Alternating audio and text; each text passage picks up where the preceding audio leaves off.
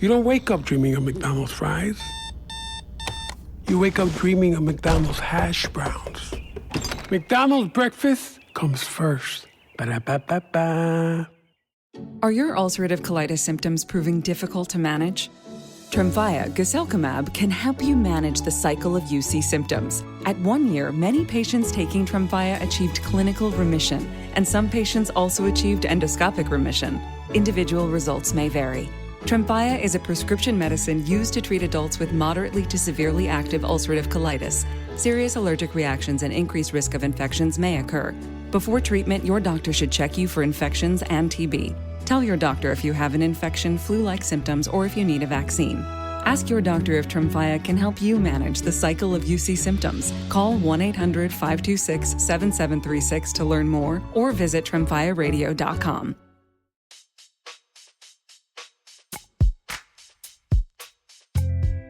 Welcome to Dear Prudence. I'm your guest, Prudence Kristen Meinzer. I host a couple of other podcasts, including By the Book and How to Be Fine. Be sure to check those out if you love self-help books, hate self-help books, or want advice on how to be okay-ish rather than perfect. Today, we'll be answering questions about believing abuse accusations, getting in the middle of a sibling's relationship, and making boundaries with a friend. Here to help me out is actress, stand-up comedian, and podcaster Heather McMahan. She's currently traveling across the country for stand-up, so please definitely check out the Bamboozled Tour to see if she's playing a show near you. I promise you will love it.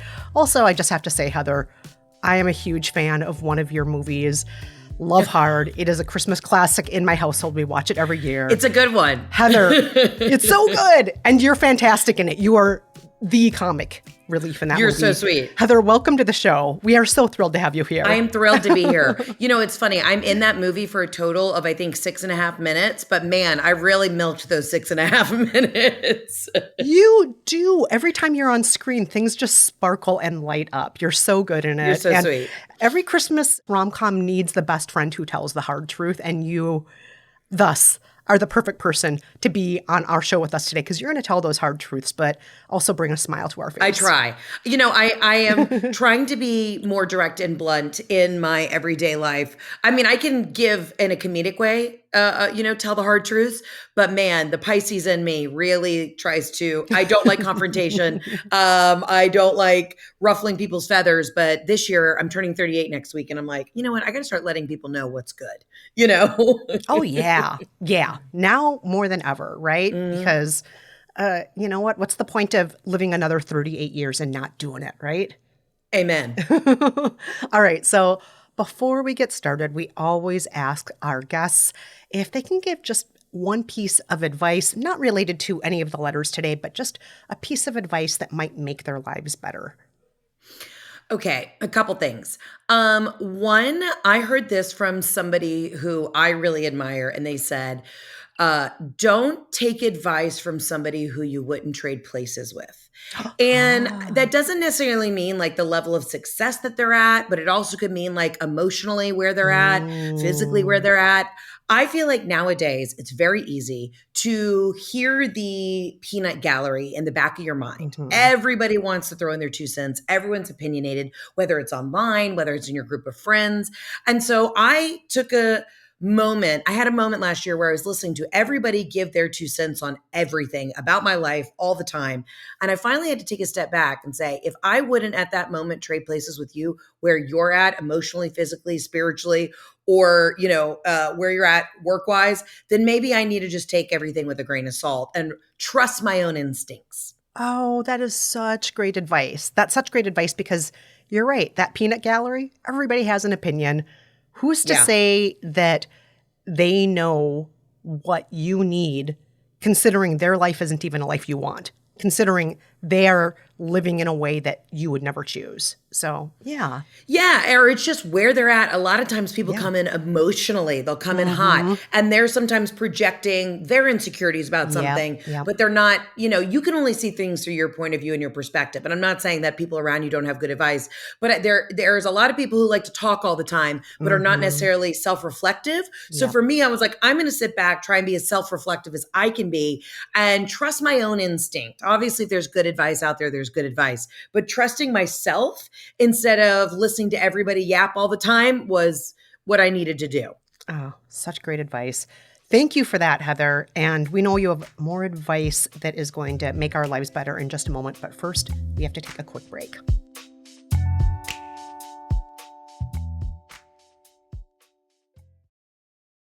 Planning any exciting trips this year? Something you might not be planning is learning the local language. Well, with Babbel, you only need a few weeks to learn.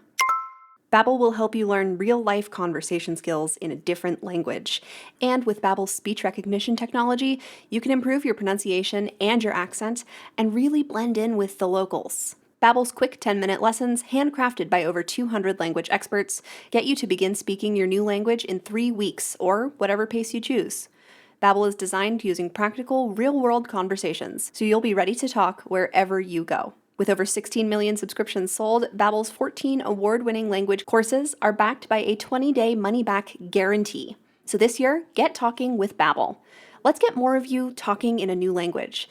Babbel is gifting our listeners 60% off subscriptions at babbel.com/Prudie. Get up to 60% off at babbel.com/Prudie. Spelled BABBEL.com/PRUDIE. Babbel.com/Prudie. Rules and restrictions may apply. Oh, sheet. Honey, chill. It's just laundry. Not that. I'm talking about these Arm & Hammer Power Sheets. All the power of Arm & Hammer laundry detergent in a convenient tossable sheet. Oh, sheet. That's what I'm saying. And Arm & Hammer Power Sheets deliver an effective clean at a great price. Think of all the laundry we'll do. And all the money we'll save. Oh, sheet. Arm & Hammer, more power to you.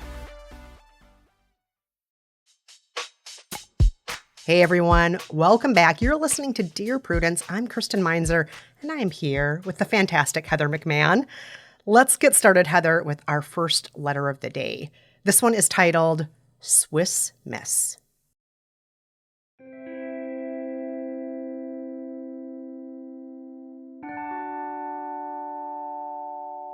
I was friends with both Chad and Jill before they divorced, and I've tried to stay neutral. But lately, Jill has been telling me some terrible things about Chad. The accusations she's making go far beyond the usual post-divorce resentment. She says he is a neglectful father, that he's manipulating people into believing he's a great guy, and that even when they were married, he disregarded obtaining her consent for intimacy. And that's disturbing. I want to support Jill if she's telling the truth. If Chad really did these things, I don't think I can continue to be his friend in good conscience. But something isn't sitting right with me. The Chad I know has always been a devoted father. I remember how hard he worked after Jill left, trying to keep things together for their son. He's never struck me as the person Jill is describing, but I also know that abusers can hide their true personalities behind closed doors. I don't want to dismiss Jill's pain because Chad seems like a good guy to me, but I don't want to take what Jill says as face value in case Chad is innocent. I keep going in circles, wondering if Chad is a monster or if Jill is just bitterly lashing out. I don't want to choose sides, but it feels like staying neutral is becoming impossible.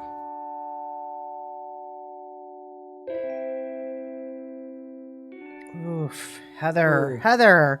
Ooh. This is a tough letter, isn't it? It is. And I'll tell you this, before we make a decision on necessarily who's right, who's wrong, what to feel, what to believe. You know, my sister's an attorney, and she's a criminal defense attorney. And she said it's easier to defend someone who you know may or may not have done a crime just to get them the fair sentencing than it is to deal with people who are getting divorced. Okay? Because it's true. Dealing with your friends, divorce will bring out the absolute darkest side of people because, you know, you're not just breaking up a friendship, you're not breaking up a partnership, it's a deep love, and love will make you do crazy things. Mm-hmm. This is a tough one. I mean, obviously, if it's hard to make a out the gate decision on this one, because if her girlfriend is confiding in her that he was behind closed doors doing bad things, of course I'm initially like, well, obviously I'm going to believe her. Mm-hmm. Would you think that? Yeah, I am somebody who more often than not is inclined to believe people who are saying that they've been sexually assaulted. And absolutely. And that's what this sounds like to me, even though the language around it is quite soft. And because the language around it is quite soft, I might also just go in wanting to believe Jill, but keeping an open mind and get some clarification on things. Just because the language is a little soft here, I might say, Jill, I love you, and I've been thinking a lot about what you said last time we were talking. Are you okay? Can you tell me more about A, B, and C? Yes. And then just find out more about, because that language is a little bit blurry, find out more. Does she herself believe that Chad raped her? Does she need professional help? Is she getting support right now? And, just be there for her and ask more questions. I'm not saying to overstep in any way. I'm just saying to show concern and be open to hearing more about what's happening here. I'm much more concerned about that than I am about the children, by the way, and I'll explain why in just a second. So I would start there. What do you think, Heather? No, I agree with you. You had a good point. It's, are you getting the support that you need? That was the biggest thing. Yeah. Because we don't know enough information, right? Yes. Like you said, it's a very soft landing of what she said that he might have done. Yes. So it's, are you getting the support that you need for whatever happened? And how much of this are you willing to share with me and not? Listen, we have, again, divorce is messy. It is layered, it's nuanced. But if she's saying, hey, he assaulted me, well, then that's obviously like, how can I support you? Yes. And also, listen, it's saying that she still wants to be friends with the ex-husband, regardless if this friend had come to her about it or not.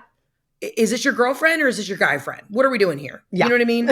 I don't mean to say that like just so openly or like blatantly, but like if one of my girlfriends is divorcing her husband, I'm sorry, I'm going to be on the side of my girlfriend, period. Right?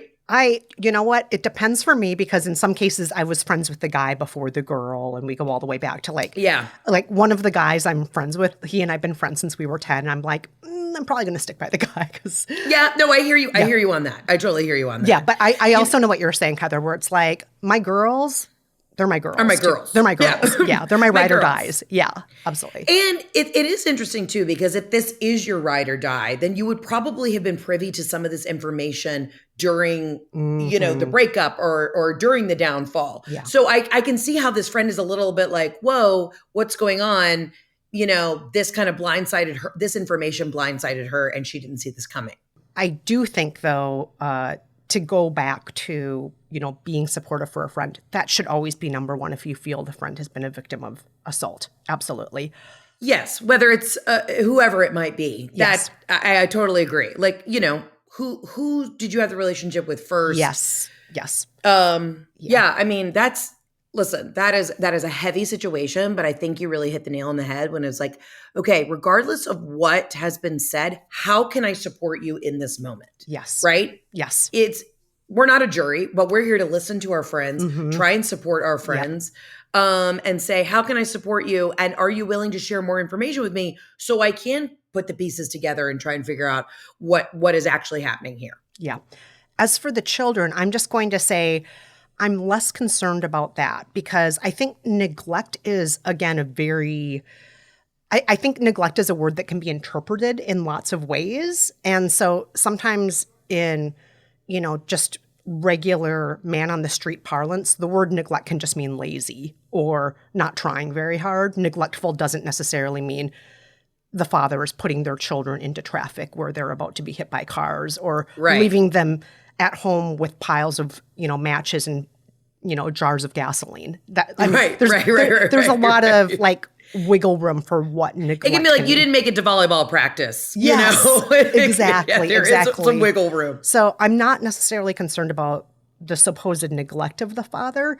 If you use the word endangerment, I would be worried, but you're not using the word endangerment at all here. So at this point, I'm really just more concerned with being a good friend to Jill. Listen to Jill, see what Jill needs. Is Jill getting the help she needs?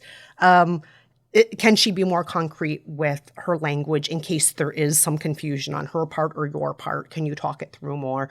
And can you be there for her? I'd say that's my number one priority here. I heard this great thing the other day. It was like, do you want solutions or do you want support? And support to me is, do you want someone to listen to you? Yes. Are you actually asking for action steps, or are you wanting to just for somebody to listen to you? And that's my biggest thing now, especially in like, tough conversations with my friends. It's like, what do you need? Do you need me to listen to you? Do you need a shoulder to cry on? Or are you wanting my advice and wanting me to step in a type of way that is physically supportive? Yes, I will confess that it has taken me a lifetime to get to the point where I don't just come in guns a-blazing like, here are some things you can do. We're all like that. We all yap too much. We're all, again, like I said at the beginning of this, like, you know what I mean? It's like we're all listening to too much advice. So some days I have really tried to like bite my tongue and say, do you just want me to hear you out and listen and sit on it? Like, is that what you need? Yeah, I think that's a great way to approach the situation. So letter writer, yeah, we hope you can take care of your friend. We hope you can take care of yourself too. Do what feels good to you. But more than anything, just try to be supportive right now. And don't worry about who's right, who's wrong. Worry more about like what you can do for a friend in need and being good to them and being good to yourself right now. Amen. Okay, let's move on to our next letter. This one is titled Older Sibling Syndrome.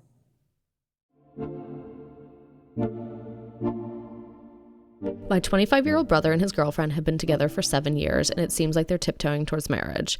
But there's been several recent red flags that have worried me. His girlfriend has been oversharing intimate details about their relationship with me and my mom, unprovoked, and I've caught her saying invasive things about my family to her friends. She also has several mental health challenges that I fear my brother isn't taking seriously enough. Their neighbors called the police on her during a crisis. My brother isn't one to take advice, but I worry he's not mature enough to level up a relationship that's already experienced so many bumps. Should I say anything to them, or should I keep my mouth shut when they do get married, even if these problems get worse? Oh God, the parentification of the oldest child is all I ever hear from my sister. It's exhausting. I'm like, I didn't ask you to raise me. Leave me alone. Oh, well. Can I throw this out there? Can I jump in on this one? Yes, please. I think if you care about your brother, also the brothers seem, or whoever is the person that might be getting married is 25. That's young. Yeah. Also to have been with somebody for, correct me if I'm wrong, 7 years. Yes. So from the age of 18, from the time they were teenagers. Yeah. Yeah, they're teenagers. I would pull my loved one aside and say, hey, I just want to throw this out there. I want to throw out a couple of things that concern me. I don't want you to get defensive. I just think that the world is your oyster. You're young. You have a bright future. Do you necessarily want to be tied up with this person who clearly is maybe adding a little bit more drama to the family than necessary? Now, I will say this. When you are dating, it's the best the relationship is. Like, because, you get married and marriage is tough, right? So in those early stages of dating, if things are rocky then, or if there's a lot of problems before you get married, it's not going to get better. So for me, I'm like, no, I would hope that a friend would sit me down and be like, I think there are some concerns here. You don't have to say break up with them. You don't have to say, this is the end, but I think it would harm the relationship more if this loving sibling didn't sit their brother down and say, hey, I'm concerned about XYZ because I love you and I want what's best for you. Take it or leave it. All right. I am so excited because I love it when guests and I disagree. And we disagree, Heather, even though I think you're very wise. All right. So here's my take on it. I don't think you should say anything. There's a lot of mights here. Like, my brother might be going toward marriage with this person. There might be issues here. I think the things you can speak up about are, you know what, girlfriend, that's TMI. We don't need to hear about brothers' antics in bed. We don't need to hear about this stuff. You can speak up and you can do it with a joking tone saying, we don't need to hear that. TMI. Oh, I think that's something to share with your friends, not with your family, whenever girlfriend is being overly vocal about those intimate details. I think it's also okay to show concern. Talk to your brother and say, hey, I'm really worried about the police being called to your house last month. Is everything okay? Are you safe? Are you in danger? What's going on there? I want to be here to support you. I think that it's really important in situations like this to, rather than try to be the wise older sibling giving advice, to be the concerned, loving, I'm always here for you person. So is there anything you need right now? Are you okay? Are you safe? Please know I'm always here for you. You can crash on my couch anytime you want to, if that's the case. Whatever it is that you can offer up to show your brother there is a safe place to land if brother does want to extricate himself from this situation. Sometimes people don't leave tough situations or dangerous situations partly because they feel ashamed and thus they don't feel like they can turn to other people for safety. They fear that turning to other people will just lead to judgment. So anything you can do to come off as not judgmental, but supportive and there for your brother, I think is the way to go here. And I mean, especially if you are legitimately concerned about your brother being in danger here, I think that's really important. But I'm going to say no to the giving advice unless the brother asks for it. Or you could even say this, hey, I'm a little bit older than you. If you ever want advice from my experience being around the block a little bit more romantically, I'll always give it to you. I don't want to give it to you unsolicited, but I'm always here for you to bounce ideas off of, to talk with about anything that's going on here. So wow, you have a very PC family. No, my family's not like this at all. My family would hold me down and be like, making the wrong decision, girlfriend. This guy's nuts. Oh, no, my family's not like this at all. This is kind of what I wish my family were like. And I just, I think that, I do hear you, though. Yeah. There is an annoying thing because we're both babies. There is such an annoying thing. Yes, you and I are where both the oldest youngest sibling, child in our family. Again, knows best. Yep. Always the oldest sibling knows everything. Oh, my God, they know everything. And you're like, all right, but walk a mile in my shoes and like I can have my own human experience. Yes. And I didn't mean it coming in like a judgmental place, but I think it's hey, what's going on? Are you good? Are you happy? And just kind of that advice, like if things are tough now and you are thinking about moving, keeping this relationship going, like it's not going to get better. So you need to have that conversation with yourself. How can we support you? Or like, does this actually make you happy? Sometimes people don't get asked, are you actually happy? Mm-hmm. And I hear you though on the people don't want to leave situations because they don't want to be judged. Fully hear you on that. Mm-hmm. But also like if the girl is, clearly making the brother miserable, like somebody's got to say something. Like, I'm sorry. And it can't be the mom. I'll say this. Oh, definitely. It cannot be the mom. No. Could not be the possible future mother-in-law. It has to be a sibling. Yeah, absolutely. So I think, you and I are in somewhat agreement here in that like be there for the brother. But I just think we have different approaches of what it means to be there for the brother in this case. I'd have a bullhorn outside the house being like, all right, wrap this up. We're, get in the car. We're going, like, we got to get out of here. All right. Well, this is definitely one where the listeners need to weigh in. We need to hear, listeners, what you think. Do you believe that Heather's approach is the way to go here with this brother? Do you think my approach is the way to go? Do you think there's a totally different approach that neither of us are suggesting? Let us know. We want to hear from you. Also, just a side note, guys, it's so interesting. Guys don't share any information with their family. I've noticed that. Like guys keep things very close to the chest, where like when girls bring a guy or a gal into a relationship, the whole family knows everything. Because as women, at least for me, I tell my mom everything. I would tell my dad everything. Like I just had a very close relationship with my family. So I'm sure this sister too is really going to have to like pull him to the side and get any information from him, because I know even if he was miserable, he's not going to tell anybody until somebody asks him, Yeah. All right. So, listeners, let us know what you think. Yeah. All right. On that note, we are going to take a quick break.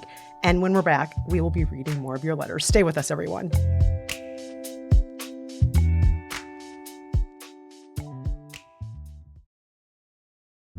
Go further with the American Express Business Gold Card.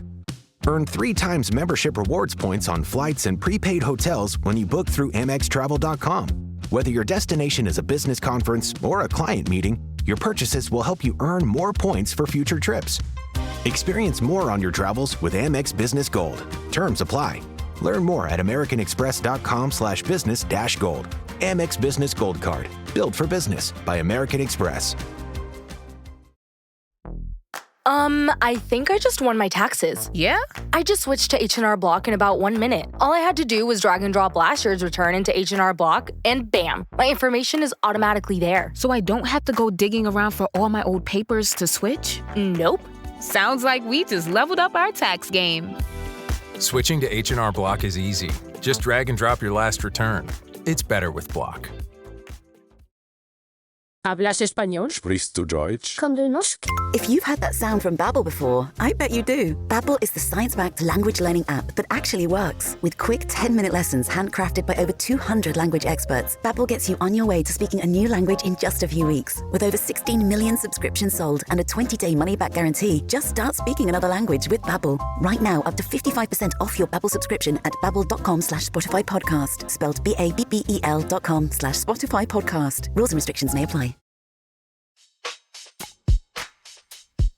Hey everyone, welcome back to Dear Prudence. I'm Kristen Meinzer here with Heather McMahan. We are answering your letters, and the final letter of today is not your secretary, doctor, or therapist.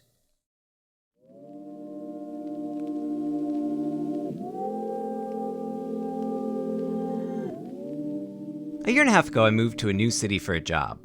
About 6 months later, a friend of a friend, Jordan, also moved to my new city, and by coincidence, we ended up working at the same company. At first, I was really excited to have someone in the city where I know few people. Jordan works in my field, is about my age, in my early 30s, and has similar interests. I wanted to offer them the kind of support I wished I had when I first moved here, so I made them dinner several times, introduced them to some friends, talked through their work issues, and helped them move apartments. However, this friendship of convenience is really starting to weigh on me. Jordan is sweet, but talks about themselves incessantly. It seems to come from a place of anxiety rather than pure narcissism, but it is relentless. They mostly talk about their disability and health issues, including very detailed information about their fluctuating states of pain, medical problems, doctor visits, and the many medications and painkillers they take.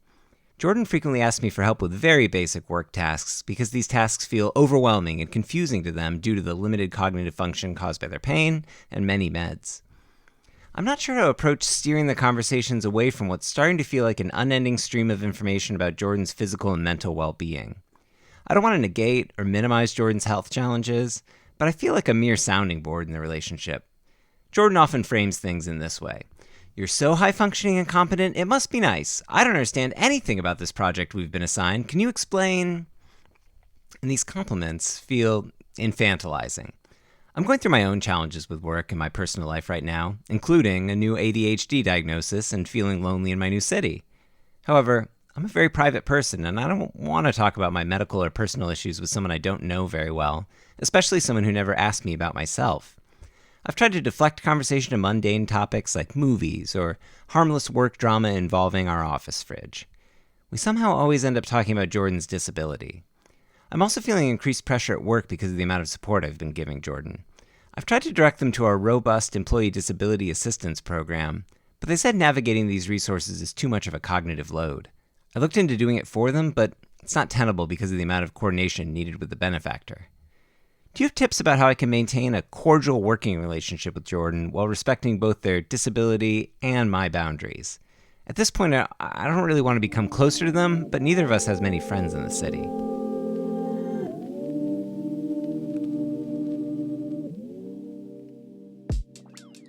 Oh, man. I am so sorry, letter writer. Jordan sounds exhausting. Yeah, that's a lot. Yeah. I'm just going to say here, first of all, letter writer, you sound like somebody with a very big heart, trying to give Jordan something you wish you had when you were new to the city, trying to, roll out the red carpet in a town where neither of you know many people. I'm just going to say I've been there before. And one thing that I do not regret is that I cut things off with certain people like Jordan. Because it's one thing to, be welcoming to a friend of a friend. It's another to become, in your words, their therapist, secretary, and doctor. You don't need to be any of these things. You can be a coworker. You can be a coworker who says no when they ask for your help. You can be honest and say, I have enough of my own work to do, which is the truth. It's your workplace too. You do have enough of your own work to do. You can word it in another way if you want to, and you can just say, I have a lot of my own stuff right now to take care of. And you can take care of making the best of your career and navigating your new ADHD diagnosis, which you do not have to disclose to anybody if you don't want to. So that's what I would say at work is do your best to just draw some boundaries and say, I really need to focus on my own work right now. I think it's okay to do that. But then there's the question of outside of work too. And that's another boundary you can draw. You can say no to their invitations. You can invite them out less often. You can wean them off of you by seeing them maybe in group settings or in settings where they can't just yammer on about their problems forever. So maybe you can do a once a month movie night where you go to the movies and then after the movie you say goodbye to each other and that's it. You just see a movie. Or you can do an activity together. Or you can go to maybe a once a month lecture series at the library or the museum or whatnot. But you do not have to be their sounding board, their therapist, their doctor, their secretary. You don't have to do all those other things. You can spend limited time with them in situations where Jordan doesn't even have the option to dump on you. And then the next step I want you to take, actually, maybe you should take this step first, start seeking out other friends. Just immediately, as soon as you can, join a book club or a walking group, do some volunteering, find introductions to other friends of friends if you can. It sounds like you have friends who are happy to introduce you to other people. Do all you can to start building your own social circle so you don't have to keep falling back on this friend of convenience who actually isn't convenient at all, but just making your life more unhappy and never asks about you. Such a pet peeve of mine. If this person is never asking after you, that's not a friend. That's somebody who's using you as a garbage receptacle. But Heather, what do you think? I think you said it all. I mean, I'm with you. There's nothing worse than when it is a fully one-sided friendship. Ugh, the worst. Also, if there's a situation at work, I mean, it's like, is there an opportunity to go up to upper management or somebody and say, hey, this person at work is asking me for support and I don't have the ability to give them the support that they need? Like, how can the team get together to help this person? Mm-hmm. I mean, listen, I'm a comic, I'm a stand-up, so I want to be very cynical, and I'm really biting my tongue with this one because I would be like, I mean, Jordan sounds like a Debbie Downer. Mm-hmm. Like yes. At some point you're like, hey, what are we doing here? Mm-hmm. Like it's, and there's always, I've had people in my life like that where you're like, it's always there, you could solve the problems, fix the world. You could bring the solution on a gold platter to them and it's still, they will find some way to either not accept it, absorb it, or find a way for it to be another problem. Yeah. And at some point you're like, you can be a good friend. Like you said, this person clearly has a big heart. You're giving, you want to help this person. But at some point you have to know there's nothing you can do anymore. Jordan has got to help themselves too. Right?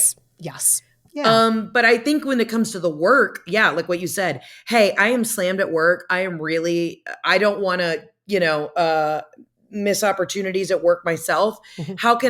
How can somebody else help you? I mean, it's not all on you. Yeah, it's not all on you. And you can even say, I'm not qualified to help with this particular thing.